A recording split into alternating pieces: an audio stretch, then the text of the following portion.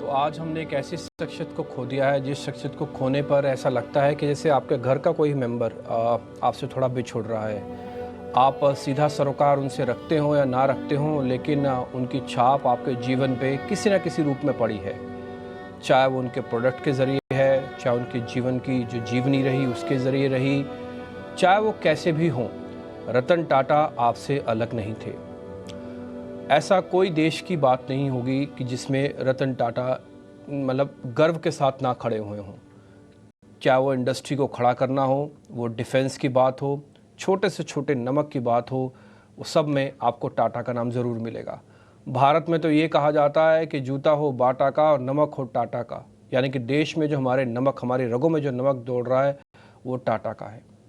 आप इसी से अंदाज़ा लगा सकते हैं कि रतन टाटा जी के जाने के बाद ना केवल देश की महान हस्तियों ने उन पे शोक जताया, बल्कि विदेशों से भी काफ़ी सारे लोग शोक संकेत भेज रहे हैं, संदेश भेज रहे हैं। रतन टाटा के जीवन से जुड़े हुए तमाम ऐसी आपको चीज़ें अब वापस आपके दिमाग में आ रही होंगी, चल रही होंगी, जो धीरे धीरे करके उनके बड़े व्यक्तित्व की एक जिसे कहते हैं ना कि छाप छोड़ती है। आपको पता है कि रतन टाटा जी एक ऐसे घराने से थे जिन्होंने इस देश में इंडस्ट्रियलाइजेशन की नींव रखी। इसलिए ना केवल एक राज्य ने बल्कि दो दो राज्य के मुख्यमंत्रियों ने ये कहा कि रतन टाटा जी अगर हमारे राज्य में नहीं होते तो हम ये नहीं बना पाते, हम वो अचीव नहीं कर पाते। देश के प्रधानमंत्री ने कहा कि मैं बहुत दुखी हूँ। देश के राष्ट्रपति ने एक शोक संदेश दिया। जितने इंडस्ट्रीज थे साथ के, उन सब ने कहा कि इनकी क्षति की पूर्ति नहीं की जा सकती।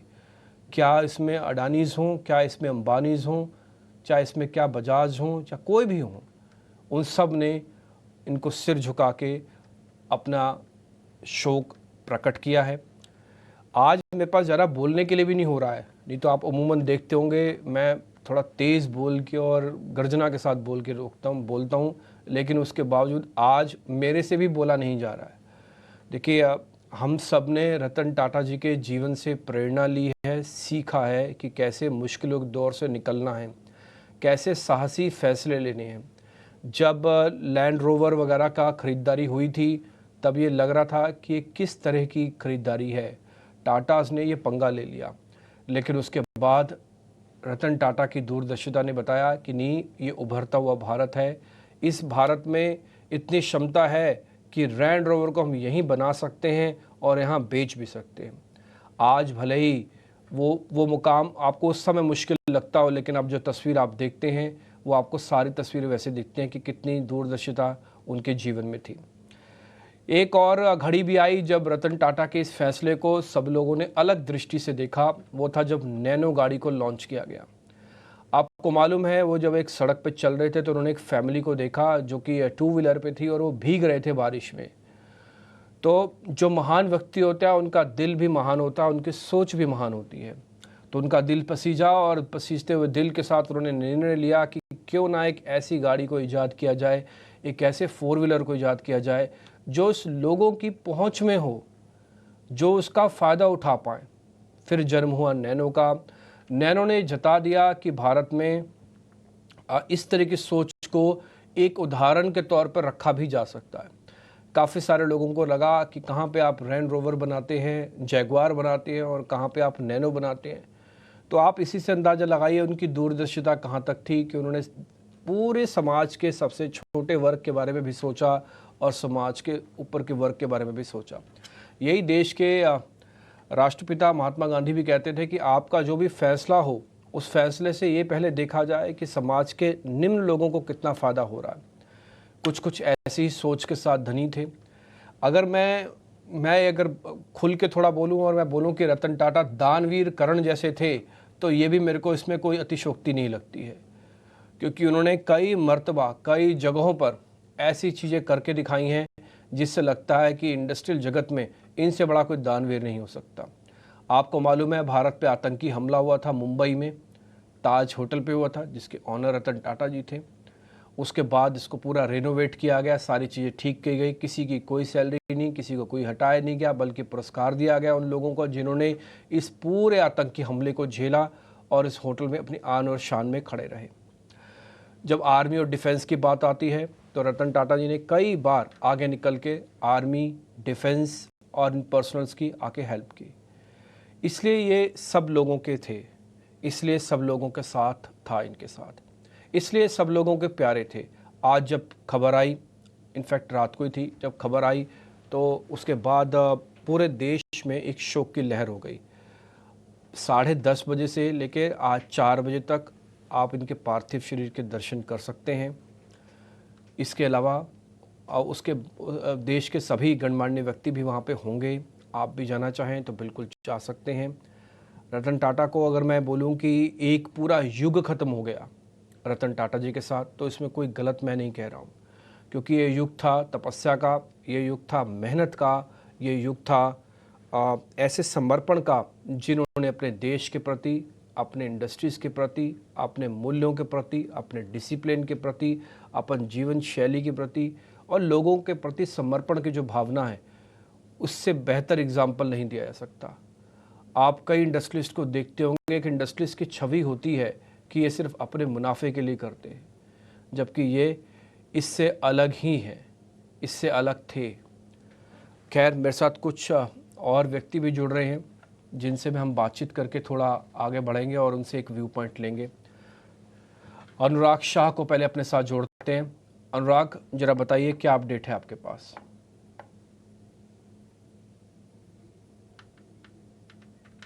इस समय मैं मुंबई के नरीमन पॉइंट इलाके के एनसीपीए के बाहर हूं और एनसीपीए पर के यहाँ पर ही जो रतन टाटा का पार्थिव शरीर है वो लाया जाएगा और आम जनता के लिए पार्थिव शरीर जो है वो रखा जाएगा 10 बजे से लेकर 3:30 बजे तक। और आप मेरे पीछे देख सकते हैं कि जो इसकी प्रिपरेशंस भी है वो चल रही है। मुंबई पुलिस के जवान भी तैनात है और महाराष्ट्र सरकार ने आज पूरे दिन की जो स्टेट मॉर्निंग का ऐलान किया गया है, एक दिन का स्टेट मॉर्निंग का ऐलान किया गया और इसके अलावा जो है रतन टाटा को जो है स्टेट फ्यूनरल भी दिया जाएगा। ये महाराष्ट्र के मुख्यमंत्री एकनाथ शिंदे के द्वारा ऐलान किया गया। जिस तरह की जो शख्सियत थी रतन टाटा और उनका जो योगदान था ना सिर्फ कॉर्पोरेट वर्ल्ड में, इंडस्ट्री में, बल्कि फिलैंथ्रोफी में जिस तरह का उन्होंने योगदान दिया था वो आने वाले कई दशकों तक याद किया जाएगा। आने वाली पीढ़ियों जो है वो उससे प्रेरणा लेगी। जिस तरह से रतन टाटा करीब 21 साल तक टाटा सन्स के चेयरमैन रहे और उसमें जो बड़े बड़े फैसले लिए, उसमें टाटा इंडिका का लॉन्च हो या फिर टाटा नैनो सबसे वर्ल्ड की सस्ती कार बनाने का हो, ये सारी चीजें जो थी। इसके अलावा जो फिलैंथ्रोफी के अंदर उनके द्वारा काम किया गया, कैंसर हॉस्पिटल्स हो या फिर गरीबों को सीनियर लिविंग केयर सेंटर्स हो, जैसे जो बड़े फिलैंथ्रोफी के जो काम किए गए रतन टाटा के द्वारा वो हमेशा याद किए जाएंगे। जिस तरह से प्रधानमंत्री नरेंद्र मोदी ने कहा है कि रतन टाटा ने एक कॉर्पोरेट हाउस को एक ग्लोबल पावर हाउस बनाया था और जिससे भारत का नाम जो है पूरे विश्व में बड़ा हुआ था और इसलिए रतन टाटा एक अलग शख्सियत थी और उनको सेकंड हाईएस्ट सिविलियन अवार्ड से भी नवाजा गया था, पद्म विभूषण के द्वारा से भी नवाजा गया था। मुझे अभी भी याद है कि जब एक इंटरव्यू में जब रतन टाटा से पूछा गया था कि आपको किस तरह से या आपके किस तरह से याद रखा जाना चाहेंगे, तो रतन टाटा ने कहा था कि मैं इस तरह से याद रखा जाना चाहूंगा कि मेरे द्वारा कुछ चेंज लाया जा सका, कुछ ऐसी चीजें की जा सकी जिससे समाज का भला हुआ, जो करी जानी काफी मुश्किल थी और उसमें मेरा कुछ योगदान रहा। तो ये रतन टाटा ने एक बार कहा था। तो जिस तरह से हमने देखा है कि ना सिर्फ इंडस्ट्री के लीडर्स, बाकी सरकार के मंत्री, हर कोई रतन टाटा का जो योगदान था कॉर्पोरेट वर्ल्ड के अंदर और भारत की जो इंडस्ट्रीज है उसके अंदर, जहां पर हम नमक से लेके मैन्युफैक्चरिंग तक तमाम जो टाटा ग्रुप की कंपनी है जिनको ऊंचाइयों पर लाने में रतन टाटा की जो चेयरमैनशिप थी 91 से लेके 2012 तक, और जब उसी दौर पे भारत जो इंडिया ग्रोथ स्टोरी हमने देखी, भारत बुलंदियों पर पहुंचते हुए देखा और उसमें टाटा ग्रुप का जो योगदान रहा था, तो इसलिए रतन टाटा का जो ओवरऑल योगदान था वो आने वाली पीढ़ियां हमेशा याद करेगी। ठीक है, तो आने वाली पीढ़ियां न केवल याद करेंगी बल्कि उनसे मैसेज भी लेंगी, उनसे सीख भी लेंगी। यही वजह है कि जैसे मैंने आपको शुरुआत में भी कहा कि आज मेरे से ज़्यादा भूला भी नहीं जा रहा, क्योंकि मैं खुद बहुत भावुक हूँ। हम में से कई ऐसी जनरेशन के लोग हो सकते हैं जिन्होंने रतन टाटा जी को ना मिले हों, ना बात की हों, लेकिन बिना मिले, बिना उनसे बात किए अगर कोई शख्सियत आपके दिल और दिमाग पे राज करे तो आप उसी से अंदाज़ा ला सकते हैं वो शख्सियत क्या हो सकती हैं। बहुत सारे लोग ऐसे भी होंगे जिन्होंने शायद हो सकता है रतन टाटा को करीब से तक ना देखा हो, लेकिन उनके उत्पादों से, उनके मैन्युफैक्चरिंग चीज़ों से, उनकी सोच से वो उनके ज़रूर करीब रहे। बहुत सारे बिज़नेस एंटरप्रेन्योर्स ये सोचते होंगे या उनको जब एग्ज़ाम्पल भी दिया जाता होगा तो रतन टाटा का ही एग्ज़ाम्पल दिया जाता होगा। मैं समझ सकता हूँ, मैं खुद बिज़नेस वर्ल्ड से हूँ, तो मैं जानता हूँ कि कैसे इस जगह तक पहुँचना बहुत मुश्किल होता है। ये जगह तक पहुँचना ही अपने आप में बहुत बहुत बहुत मेहनत का काम है और मैं बोलूँगा विरले हैं। रतन सिर्फ नाम से रतन नहीं थे, वो बल्कि भारत के भी रतन थे। इसलिए मैं इस रतन टाटा जी को, मैं पूरी 18 ऑफ स्वदेश की टीम की तरफ से, पूरी की पूरी हमारी क्रू टीम की तरफ से, सबकी तरफ से श्रद्धांजलि देना चाहूँगा। एनसीपीए लॉन्च में जहाँ से अनुराग शाह भी आपको दिख रहे थे, मैं उनके पास वापस चलूँगा। कुछ जानकारियाँ और भी हैं उनके पास जो बात रखना चाहते हैं। अनुराग बताएं।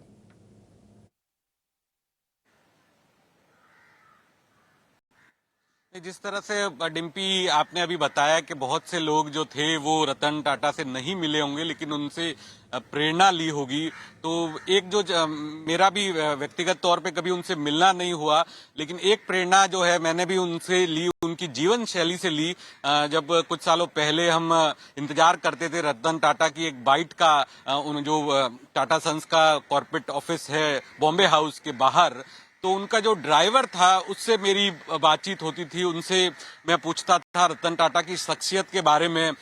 तो उनके ड्राइवर ने एक बार बताया था कि रतन टाटा सर जो है ना अपने किसी भी कर्मचारी को उसके जो काम करने का है उससे नहीं बुलाते हैं। वो अगर कोई कहता था कि ड्राइवर को बुला दो तो रतन टाटा जी उनको टोकते थे कि तुम इसको ड्राइवर क्यों कह रहे हो, इसका नाम नहीं है क्या, इसको पियोन क्यों कह रहे हो, इसका नाम नहीं है क्या। तो ये एक चीज बताता है कि किस तरह से कि वो व्यक्तित्व थे, किस तरह की उनकी सोच थी।